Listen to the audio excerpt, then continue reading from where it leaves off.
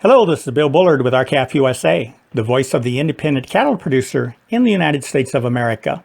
Well, this week I'd like to visit with you about the top issues impacting the long-term profitability of America's cattle producers. These are the issues that R-CALF USA members have directed the R-CALF USA organization to address. So these are the issues we will continue fighting for until we win. But before we begin, this week marks the last week of the congressional recess. On September 9th, Congress will be back in session, and one of the issues your congressional delegation is supposed to take up is the U.S.-Mexico-Canada Agreement, or USMCA. Now, to commemorate the last week of recess, and now if you have kids or grandkids, you probably think talking about a congressional recess sounds kind of funny. Well, it is.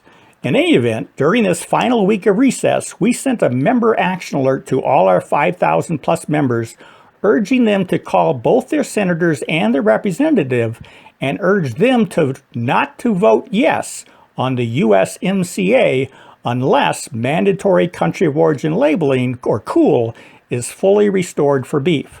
So the restoration of mandatory COOL for beef is our first top issue. We explained in our alert that Congress has been duped into believing that it cannot restore country of origin labeling for beef because the ominous World Trade Organization, or WTO, will exert its wrath upon the United States for acting as if it were a sovereign nation. Here at R-CALF USA, we think that's funny too. Nevertheless, Congress includes mandatory COOL for beef.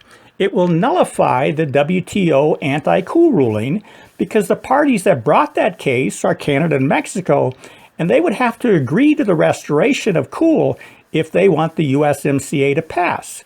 This is why the USMCA is the best way for America to restore COOL for beef, and our members are fighting to make that happen. Our second top issue is trade.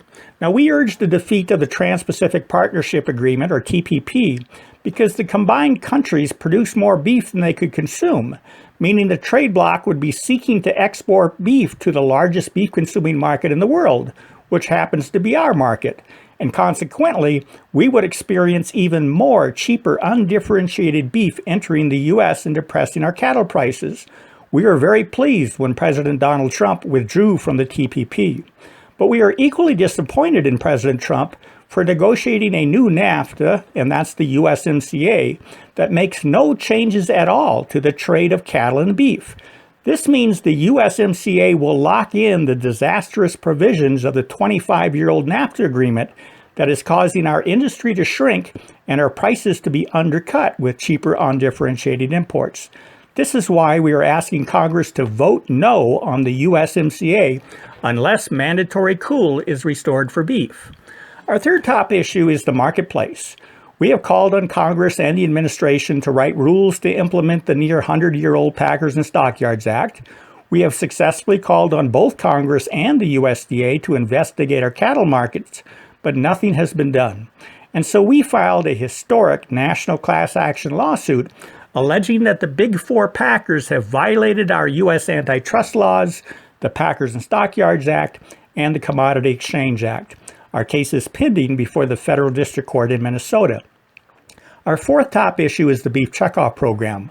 For 20 years, we tried to reform the checkoff by calling for the separation of the NCBA from the checkoff program itself, calling for the program to allow U.S. cattle producers to promote USA-produced beef, and calling for a prohibition against any lobbying group from receiving any checkoff dollars.